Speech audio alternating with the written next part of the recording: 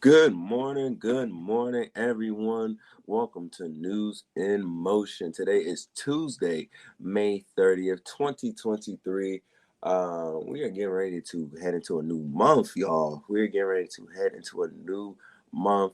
Welcome to That's Happening Tuesday here on News in Motion. How was everybody's weekend and Memorial Day? We hope that you got a lot of rest. I hope that you ate good as well, and also spend some time with some family and friends as we were reflective on Memorial Day yesterday.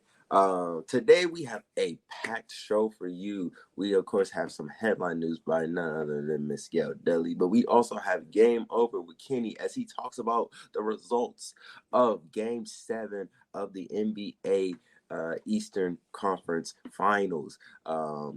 We finally have a decider, y'all. So we're gonna hear about from Kenny in a few minutes after, of course, our intro and Miss Deli come on.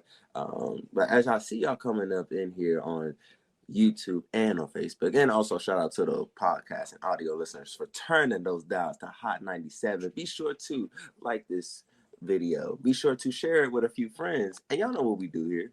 Let's go get some news in motion.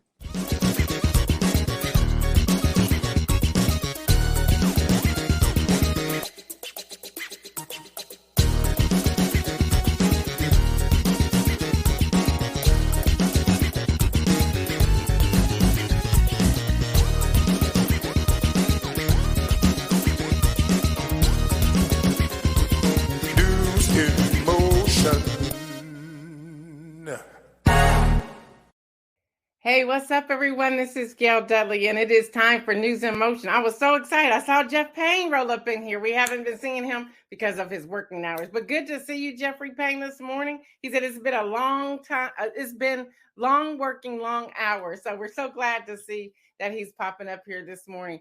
Let me see who else is in here. Shirley Nicholson, I hope you had a fantastic birthday this weekend. Let me see who else is in here. Robert Holman, good morning. Deborah Johnson, good morning. Kenny Stanley is also in the green room. My brother, Lewis Friday III. Marion Jackson. Let's see. Shirley Nicholson, Lori Wallace, Adrian's on YouTube. Latrice Jones, what's happening? Fred Jones is in the room. Kim Edmondson is in the room. Kim Edmondson, I have a side thing, which I'll share that in a moment. I see Shardinia. Is it Lori's birthday today? Lori, is it your birthday today? Well, happy birthday to you. Let's see. Yeah, y'all in there. Y'all packed up in there with YouTube. That's happening. I love it. And I see Karen in here. Good morning to you. And Patricia Lyles, good morning to you as well. So a lot of you are coming in here, so excited about it. But real quick, back to you, Kim Edmondson. I learned so much from her, even when she was on the show, and she's done a couple of classes. You know, we have our conversations. All of that's going on. And I'm digging in more when it comes to this whole financial piece and stocks and investments and everything. And y'all, this all started with Kim's love for this and her willingness to share it with all of us right here on News in Motion. So this weekend, well, it was like Friday, I was just going through Amazon and I had been on YouTube, and I want y'all to hear this. And I'm just being very transparent with all of you. When you want to learn something, you figure out how to get the knowledge by any means necessary. So I've been on YouTube watching videos. I've been connecting to Fidelity and other investment companies. And so I decided, no, I need something more elementary. It's like, it's okay. So I went on Amazon and y'all, I purchased an investment book for kids. Yeah, so simple. And it was delivered Prime. It was delivered. Yeah, that 15, 16 page book and the information step by step was like, this is what I needed. And then everything started clicking. $8, got the book, and I'm just sharing this with you to say start wherever you need to start, and don't think, oh, I'm not gonna get a kid's book. No, I ain't got a kid's book. And it just hit me like, get this down to where I can comprehend and understand it, so I'm not afraid of it or whatever. Yes, Kim Edmondson, she said amen, keep it simple. So y'all, some of you, we just need to keep it simple. All right, Jeffrey Allen James, Sardinia, Patricia Lau, Stephanie Burbridge Hall, good morning to you. Dr. Antoinette, good morning to you as well. So, y'all, if there's anything that you find yourself intimidated by, get the simple book, get the elementary book. It is okay. No one really has to know. I just wanted to share that with you all to say, hey, here's a transparent moment. Get the elementary book. All right. I know Kenny's itching to get in here. So come on in here, Kenny, so we can talk about who's ended up in the whatever it's called. So you got the Eastern Conference, the Western, what? Whatever, right? Whatever. Whatever. So glad that you can hang out with us this morning. This is not your normal day, but I was like, Kenny, he's like, well, there's a game. That was last night. I said, come on in. Yeah, I was coming. When Thursday's too late, so just come on and bring it. Right, I was coming. Listen to you. Well, go ahead, take it over, Kenny. All right, News in Motion family. Good morning. How y'all doing today? What was supposed to be a big time showdown last night between the Miami Heat and the Boston Celtics turned into a one-horse pony show.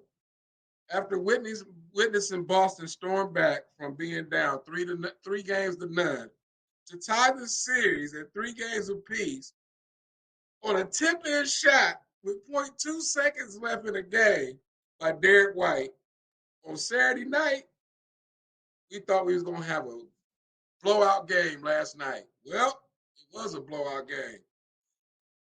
After the Boston massacre last night by the Miami Heat, still no NBA team has come back to win a 7-game series after being down 3 games to none. Miami left no doubt as they crushed the Boston Celtics 103-84 on Boston's home floor at the TK Garden. Jimmy Butler led Miami with 28 points, 7 rebounds, and 6 assists on his way to winning the series MVP. Caleb Martin, who should have won the MVP, who should have been the MVP of the series because he showed up every game, he had 26 points and 10 rebounds last night. What I don't understand about last night in Boston and their coaches is they never changed their game. The whole game. They didn't change. I don't get it. You shooting threes left and right. You shot 21% from 3, and you couldn't hit the side of a wall standing next to it. You shot 39% for the whole game. What happened going to the basket? If you keep shooting threes, they're not falling, go to the basket.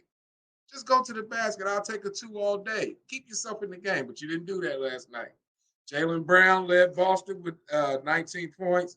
Derek White had 18 points, and their superstar, Jason Tatum, who played like a falling star last night, he finished with 14 points. The NBA Championship Series is now set. You got the Western Conference champs, Denver Nuggets, going up against the Eastern Conference champs, the Miami Heat. That game, it starts on Thursday night at 8:30 on ABC. Tune in on ABC at 8:30 for that series. Isaiah told me this morning he's pulling for Miami Heat. He wants Jimmy Buckets to get a ring. He wants Jimmy Buckets to get a ring. If you see him in the green room, he pointing at that finger. He wants the ring. He wants the ring. So we're going to see. We're going to see. But I think it's a tall task because that daggone Joker, he's no joke. Joker is no joke. So we're going to see. We're going to see. I got to see how this first game goes before I pick. So I'm not going to jump out there just yet.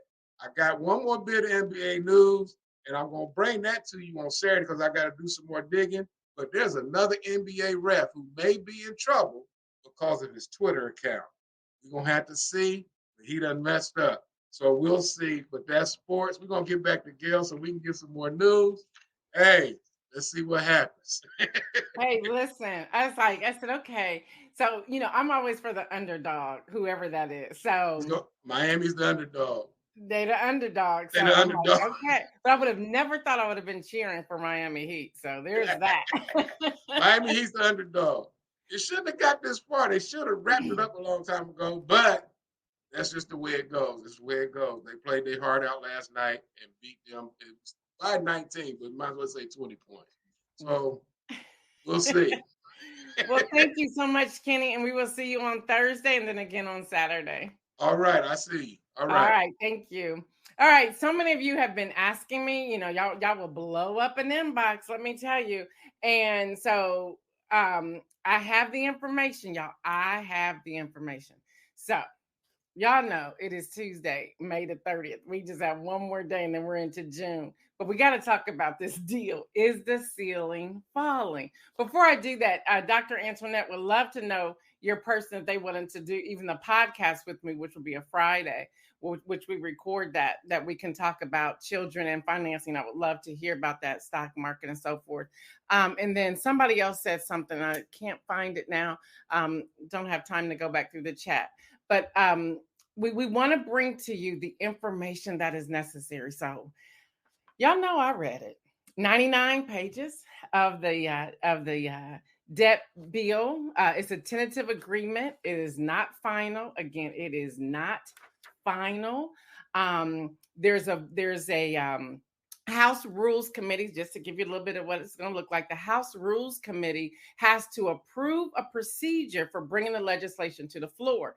So that will happen sometime early this morning. And it could be dead on arrival because right now you have a divide. You have the House Freedom Caucus who's saying, what is this? This isn't what we agreed to. They had 72 hours to read it. I received it late on Sunday, kind of like looked at it yesterday. So I have not read it in its entirety. So you're going to give me another day to really give you a full report. But I do want to highlight a few things on it. And then you have the liberal House Democrats that are saying, we didn't tell you, Joe, to negotiate this. We're not giving up these things. So we don't know if it's dead on arrival or not. So this morning, the House Rules Committee will have to approve a procedure to bring the legislation to the floor. And I don't even know if that's going to happen. Maybe just to show the votes will be no. It's going to be interesting. So let me tell you what came out of the White House first. Let me read this real quick. This is a statement from Joe Biden on bipartisan budget agreement in principle. That's a key word there, in principle. It says earlier this evening, this was from Saturday, Speaker McCarthy and I reached a budget agreement in principle. In principle means we came to some meeting of the minds and the negotiators came in and we hesitated, but we went ahead to agree because June 5th is now their date. They're saying this has to be agreed upon on or before June 5th. June 1st is Thursday, so we'll see what's going to happen. It goes on to say it is an important step forward to reduce spending while protecting critical programs for working people and growing the economy for everyone. And the agreement protects my and congressional Democrats' key priorities and legislative accomplishments. Stop right there. Y'all know I'm going to tell you what I'm going to tell you. I read what I wanted to read, and again, I got to read the entire thing. No, you didn't. No, you didn't. This is hogwash. No, you didn't. And you'll hear about that in a minute. The agreement represents a compromise. It does, which means not everyone. He had to put this in his press release. This is his words, which means not everyone gets what they want. We understand, but you're kind of floating that out there to give us a soft landing. Not so fast, Joe. That's the responsibility of governing. Okay.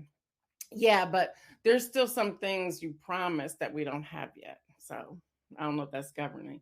It says, and this agreement is good news for the American people because it prevents what could have been a catastrophic default and would have led to an economic recession, retirement accounts devastated, and millions of jobs lost. All of that is true. We still don't see the end yet. It says over the next day or two, our negotiating teams will finalize legislative texts, and the agreement will go to the United States House and Senate, which is getting there right now. I strongly urge both chambers to pass the agreement right away.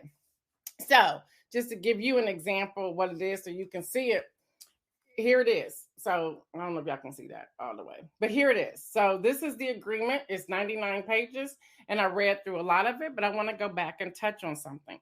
I want to go to page 60. It's so important. I want to get to page 60, where it talks about, because I wanted to see two things. I wanted to see SNAP, and I wanted to see the student debt loan forgiveness. I want to see the other things too, but I wanted to see those. So I want y'all to hear this. If y'all give me a moment to get to there, like I go through each page, and I'm at 60. All right, page 60. It says Division C, grow the economy, temporary assistance to needy families. That's the first one. No, I don't want to go there yet. Title 6, termination of suspension of payments on federal student loan, resumption of accrual of interest and collections. Now, they said if you've been reading anything, it says that's not going to change. That they took that off the table. Well, reading is fundamental. And I remember something my grandmother said, and I think this is a quote from somebody else, but my grandmother used to drill this into me. She said, if they don't want you to see something, they're going to put it between a front and back cover because we don't read. And she taught all of her grandchildren, make sure you read. So I went to go look this up. Well, not so fast, Joe. You did compromise on this. So far, this is what's there. And again, there has to be a procedure that goes to the legislative floor today from the House Rules Committee. And then if they take it up for a vote on the floor, they have a total of 72 hours. The vote will then happen on Wednesday for the entire House if the procedure passes on the floor today from the House Rules Committee. So it says federal student loan resumption of accrual of interest and collections. It says in general, well, that should be a key sign right there. 60 days after June 30th, 2023, the waivers and modifications described in subsection C shall cease to be effective. So you saying this already did on arrival. You kept putting out this student loan. This is now in the Supreme Court. The Supreme Court should be taking this up as a hearing. They said that they were, and it would come out in June. So why is this even in here in the first place? That's question number one, Joe. Question number one. If you don't want to answer it, please have your Secretary of Education come and join me on News in Motion so we can discuss this, so that I can have a better understanding, and people who voted for you and your administration will also have a better understanding of what it is that you're doing. So it will cease to be effective. So you're just done with it. But you're going to say it wasn't touched? Now, I'm going to tell y'all what the spin is going to be. Follow me, follow me, follow me, follow me. Hey, what's up, Tracy Newmy? I'm going to tell you what the spin's going to be. Well, it was held up in Supreme Court, and during the negotiations, we just decided to just let it sit there and ride until 2025. Because, y'all, this bill goes to 2025. Why? Because they don't want anything to interrupt the 2024 elections. So let's understand up front that this is all a game of playing politics. You heard it here on News in Motion. It goes on to say, except, there's an except clause there, as expressly authorized by the act of Congress enacted after the date of the enactment of this act. That's a whole lot right there. The Secretary of Education may not, N-O-T, use any authority to implement an extension of any executive action or rule specified in Section C. So let me tell you what that means, because I went looking it up to make sure I knew. And y'all know I called my attorney friends to make sure I was on point before I shared it here on News in Motion. They're saying that this is going to be taken up as an act of Congress. Well, who's in control of the House? Well, the Republicans are in control of the House. They're not going to let the student loan forgiveness move forward. The Speaker of the House can shut it down. The House Rules Committee never has to take it up as a legislative act to put a vote on the floor. Hello, somebody. And then the Secretary of Education has he no longer has any authority. Boom, there it is. Let's break it down. That's right, Kim. Let's break it down. That's right, Adrian. Facts. These are all facts. So waiver and modification described. Let's talk about that. The waivers and modifications described in this subsections are the waivers and modification of statutory and regulatory provisions relating to an extension of the suspension of payments on certain loans and waivers of interest on such loans under Section 3513 of the CARES Act. A whole lot there. They're just words on a page. They had to write something under waivers and modifications. They already told you in the first two sections that it's not happening.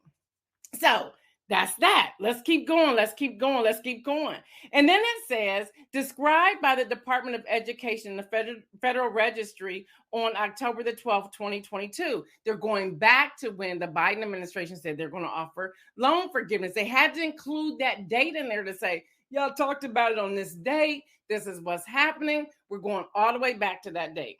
Then it says, number two, most recently extended in the announcement by the Department of Education on November 22nd.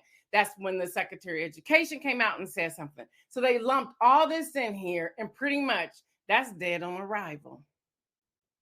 So when you hear it wasn't touched or wasn't modified, that's a lie. Read it for yourself. I don't know. Y'all know y'all can get these things. Y'all have to search for them, and I'll post it in there. That's right, Pastor Alex, with the face. Like, what is going on here? So then I want to get to SNAP.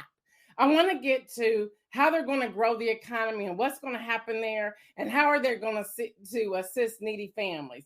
Bottom line, they're not. Let me go to page 67. Yeah, this is a whole lot. The SNAP exemptions. The SNAP exemptions, if y'all can see that. All right. Modifications of work requirement exemptions. And then it says Food and Nutrition Act of 2008. By striking subparagraph A and inserting the following: under 18 years of age and fiscal year 2023 over 51 years of age. That's important. And then they say fiscal year 2024 over 53 years of age. That's important. Then it says fiscal year 2024 and each fiscal year thereafter over 55 years of age. Those ages, those numbers are important. Hold on. They're talking about striking or at the end of subparagraph by striking the period at the ending of insertion. Adding at the end of the following: a homeless individual, pay attention, a veteran, pay attention, or an individual who is 24 years of age or younger. So they're saying if you are homeless and can prove that you're homeless, I don't know how you can do that, except that you're homeless. A homeless veteran or 24 or younger, this isn't going to affect you. It's going to affect everybody else. Okay. So if you are on SNAP, let me go back to my other page. If you are indeed on SNAP, what's going to happen is that the House Rules Committee is going to put on the floor that there's a deal. So what am I saying? This really makes me mad. So let me slow down and breathe a little bit. It's unclear how the modifications would affect the overall number of food stamp beneficiaries or how much money, if any, it would save the federal government. So you're telling me you don't know how much this is going to save the federal government, but you're going to cut it anyway? And you put in there, if it's going to save the government any money at all. Y'all, this is the time that we need to ask questions, because if it's not going to save the government money, why is this a cut? Hold on. The White House has said the changes will not significantly alter the number of people subject to requirements, requesting a muted impact on government spending. As a part of the agreement, however, the so-called able-bodied adults, so if you're not 24 and younger, if you're not homeless, if you're not a veteran, anybody else in the middle there, this is going to affect. So listen, if you're 54 years or older, you would have to attend monthly 80 hours a month to receive food stamps of some sort of participant training program. Okay, let me see if I understand this. And I'm being funny, I get it, but I want all of us to hear this. So what you're saying to me, that I'm already food insecure, but if I'm at 54 years older, or if I'm not 24 years and younger, or a veteran or homeless, and I want you to protect the 24 and younger, because that sounds good, but genuinely I want you to protect them, veterans and homeless. Okay, but what about all these families? There's already 33 million people in America who are food insecure. So now we're going to send them to a program. Okay, we're now going to send them to a program that they have to be a participant of 80 hours per month. So now you're taking away from me looking for a job, okay? Because now I'm in your program for 80 hours per month to be able to get my food stamps, my benefits to feed my family and myself. But you don't even think this is going to save the government money? Why is this even a conversation? Seriously. Yeah, and these are the questions I want us to ask in these town hall meetings. These are the questions that are crucial to be asking because this doesn't make sense, y'all. This doesn't make sense. They're already food insecure. So now I got to work for it. I have no problem with doing that. But 80 hours? How did you arrive to 80 hours? How? Is it a program to work on my resume? Is it a program for me to meet with people who are going to hire me, possibly hire me for a job? What is this program all about? Exactly what is it and why? Who made this up? Who made this up to put words on a page to make it feel good? Why? Why are we doing this? Yeah, again, I'm still reading this. But those two things I really zoned in on because number one, they're important to so many people who tune into News in Motion. They're important to me. And I'm wanting to get an understanding, y'all. But here are the questions. Dr. Antoinette says, and what are these classes programmed? That's right. What are they? What are they? It says the White House and Republican lawmakers, they're talking about how the government can borrow an extra $4 trillion between now and January 2025. And that's to keep it from defaulting on its $31.4 trillion in current payments owed. Now, I also want to share this. And nobody, don't send me any hate mail, please don't. I'm not even going to open it. But a part of this is on the backs of the Democrats when they were in charge of the House. Y'all know this was coming. You know you had time to pass this debt ceiling January, I don't know, 3rd, 4th, 5th, 6th, 7th. You could have done this, Nancy. Yeah, I'm coming for you too. And I like you, Nancy. But you could have dealt with this then where we wouldn't be here now. But this is this playing politics. So now we're in this gridlock and it could be dead on arrival, but even what you are willing to cut, you don't even know if it's going to save the government any money, but you're putting your constituents at risk. We should have a problem with that. We should seriously have a problem with the fact that you're putting your constituents at risk. Hester Jackson says 80 hours, 2 weeks out of the month. Is this paid training because folks need jobs? No, this not paid training. They have to do this in order to get their SNAP benefits. Yeah, make that make sense, Hester. Make that make sense. And so Republicans made a headway a little bit with the IRS funding. They were more into IRS. Let me tell you why. I want y'all to connect these dots. Shaving $20 billion off of the $80 billion, that's what it'd be, promised to the agency, which was supposed to help close tax loopholes for the wealthy, modernize systems, and improve customer service. So y'all save the rich people, but you're making the poor people suffer. And don't give me that, I almost cussed. Let me calm down. Don't give me that stuff that we have the same opportunities as you have, and we have the same job opportunities as you have, and so forth and so on. Okay, no, we don't. No, we don't. Women can't even get paid the same amount of money that men can get paid. And let's take it, Black and brown women can't even get paid what white women are being paid. So don't even come with me with that. Seriously. Even when I'm looking at the healthcare, what they're talking about here with healthcare, and I'm going to use my own mom. She was gone from the rehab back to the hospital. I get to the hospital. She on a gurney in the middle of the hospital waiting, and she came over there by ambulance. Say what? Why is my mom on a gurney in the middle of a hallway and it's cold and she's having an issue and no one wants to talk to me? We don't play that because y'all don't know who Gail Dudley is. Not only was my mom in the middle of the hallway, but another woman was on a gurney. My sister Pat's in here, she'll tell you, was also on a gurney in a hallway. She was by herself. People are, what is going on? So, but when you, Congress people, senators, when you have a health issue, it's paid for. You go, they see you, you're taken care of, you in a suite and so much more. I ain't mad about that, but make sure you're taking care of your constituents as well. You don't have food issues or food insecurity issues. You don't have that. You don't have to attend training, which if you ask me, based upon what I just read, and I'm not even an attorney, this was horribly written. And who negotiated this stuff? Seriously. Do you have anybody off the streets in the room negotiating with you to let you know what it's really like to be poor in America? We should be in the room negotiating as well. We should be at the table as well to share with you what we're seeing and what we're dealing with.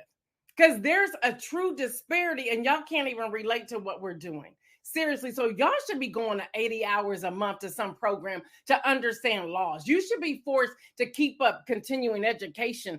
You should be able to keep up a certificate of some sort. You should be able to keep up something, because from what I read, you don't know much of anything. All you're doing is playing politics, and you're not even playing that game well, because we are now exposing you for what it is that you're doing. Y'all, this is what's happening. Y'all, this is what's happening. And I'm on a case today because when I read this, I am frustrated. I'm thinking, who's in office taking care of the constituents? Who's really in office taking care of it? There's a few. I think Joyce Beatty in Ohio takes care of the constituents very well. I really do. And I'm not even in her district. But what I see, she's taking care of her constituents. I see it. I see Sherrod Brown in Ohio taking care of constituents. I do. I really do. And I'll be honest with y'all. And again, I'm speaking from Ohio. I'll be honest with y'all. Mike DeWine was taking care of the constituents until he went on Air Force One. He was. Something happened after he came off that plane. They said he had COVID and he didn't have COVID. Seriously, something happened to that man. Some deal or something took place where he became somebody else. Like, who are you? Seriously.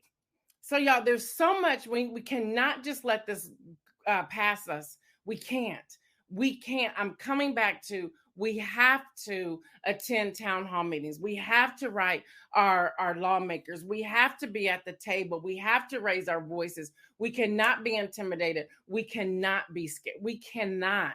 Y'all, this is serious. Don't let the book banning fool you. Yeah, that's happening. But what I'm reading in this 99-page document, it says a whole lot. It says a whole lot. And we have to pay attention, because you ask me, constituents, we're not anywhere in there. We're not. Not unless you in the billionaire market. Now, if you in that category, you're doing good. You're doing well. The rest of us, we need to pray our way through. So, y'all, besides limits on non-defense funding, 637 billion in defense funding, 886 billion, up to about 3.5% next year. That's where you'll see that. It's just a lot. It's a lot. So I guess for student loan, all we can hope for is the Supreme Court to make a ruling, and it works in people's favor. The other thing I want to share, and speaking of this, and yes, this is the bulk of the news today. The other thing that I want to share as I'm speaking to this is that we need to get a better understanding of what's happening with the middle class. We're in the middle. We're being squeezed all the way around. Seriously, we're paying for everything. We're doing everything. Everything falls back on us.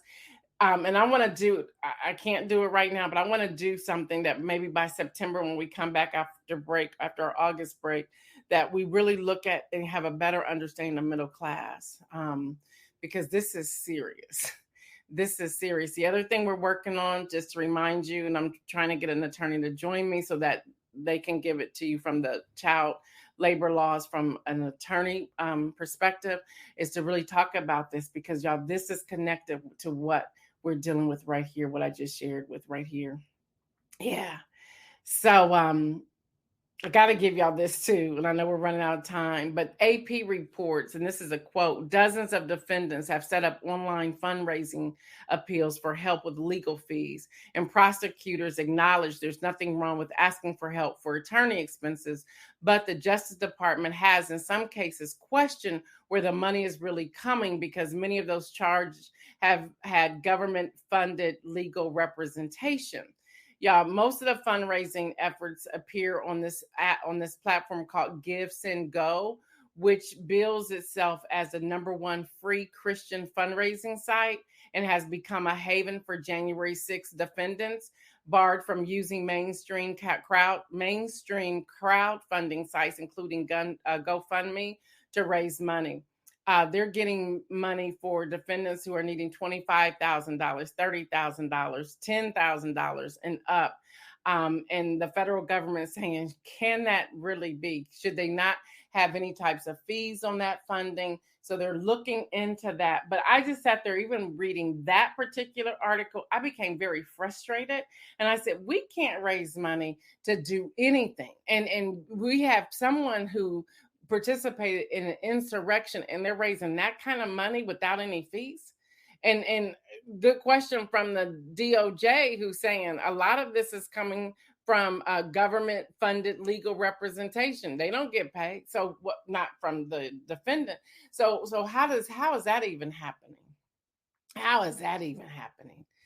And all of you have already heard that the Texas House voted to impeach Attorney General Ken Paxton, the Texas Republican. He has been immediately removed from his office over charges. Now, this is something, this gives you hope, y'all. The vote of the impeachment was 121 to 23 with 2 present votes. Most of the House 84 Republican members agreed that Ken Paxton should be impeached. So his position is pending trial as it goes to the Texas Senate. So that's happening. We have more news, but I'll bring that to you on tomorrow. I want to get to the inspirational message, and that is think on these things. And y'all know I've talked about this many times before, but in this season, we need to think on things that are good, that are pure, that are pleasing, that are true. We need to think on those types of things, because what I just read for you today, and y'all can tell my blood pressure is all the way up there, it's a lot to take in. So I have to tell myself after I read something like that, Bill, okay, let me think on something great. Let me think on something that's going good. Let me think on the children that are being fed. Let me think on the single people who are not homeless and they're making their ends meet some way, shape, or form. Let me think on these things, the good things, that there are programs that are still out there. There are people who are philanthropists that are putting money to help people. There are news programs such as News in Motion that's bringing you the truth. We need to think on those things. I know I gave you a lot. If people have questions, share News in Motion, share this particular segment with your friends and family. You can, and I'm gonna see if I can put it in here. I'm gonna see if I can actually put this in the chat so that you all can read this for yourself. It's a lot. Now you got to be patient to read it. And I did get it in there. If you are on the chat, you should be able to click that link and you can read this 99-page document for yourself. So if you happen to be on our podcast platform, which is on every podcast platform, just go to either my YouTube, which is youtube.com/Gail Dudley, and click on the link to get the document to read this. It's a lot. Be prepared to read it. And if you're on Facebook, you can go to the News in Motion page and click the link to read it there as well. All right, y'all, that was a whole lot. Marion Jackson said, this is the news we need. And that's what we want to do. I can give y'all headlines all day long, but you can get headlines everywhere else. We take a story and we go deep so that you can have a better understanding of what's happening. Frank Clay Jr. coming in from LinkedIn. Good morning to you. He says, at this point, our leadership needs to take action and influence the vote. For the average person, we must call our senators. Isaiah, can you pull that up there? We must call our senator's office if this legislation affects us. There's a bigger game is at play to shake up the electorate before the election. You're absolutely correct. We must know where we stand and challenge our leaders for helping us to keep what we have and be better for what we have, and do pray. I absolutely agree with that 100%. That's a lot, y'all. It's interesting, and I'll share this and we'll get off of here. It's interesting because I've shared with the team, I said, have we, and I think I may have said this to you the first of the year, I said, have News in Motion gone as far as we could go? Is it time for us to just say we're done and let people hear the headlines? But then when I get some news like this, I'm like, we can't go anywhere. Who else is breaking this down the way that I'm led to break it down? I'm sure there's others that are out there doing it, but I haven't heard it. Yvonne Gardner says, and we thank you for what you give us. Well, thank you for tuning in, Yvonne. But those have been questions of mine. Lori says, we appreciate you and your devotion of bringing us real information, not the superficial headlines. Thank you, Lori. And so I said, let's stay the course. Let's stick with it. And then I think I told y'all a couple of weeks ago, I said, I cannot compete against AI. I can't do it. It's like, I don't have the resources or the manpower to compete against AI. But then something like this comes through, and I know it's fact. So I bring you the fact. I bring you this information. I said, who else is giving this? So we're here. Anita, good morning to you. She says, you call us to action. Listen, we have to take action. We have to take action. I know we all want to breathe. And we should breathe and we should take the breaks, but then we need to come back in and make sure we're doing something. So y'all, that's the document. That's the information. I encourage you. I've been saying this from the first day we hit the air. Read it for yourself. Don't take my words for it. Read it for yourself. Google is your friend. There's a word you come up, you're like, well, what does this mean? Google it. A lot of those words you can define on house.gov. You can also go to senate.gov and get an understanding of all of those words so that you have the information you need so that you can speak with wisdom and having some understanding. Adrian says we cannot trust that AI is always AI is not always factual. I remember I did a report on that. AI is not always factual.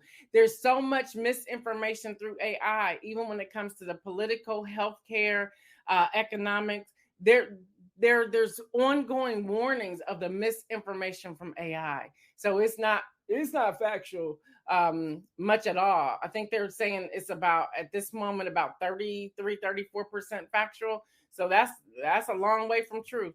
All right, y'all. Until tomorrow, I am Gail Dudley. This has been your News in Motion. Y'all know what I say. Stay well, everyone. And remember, make some bold moves. I'm out.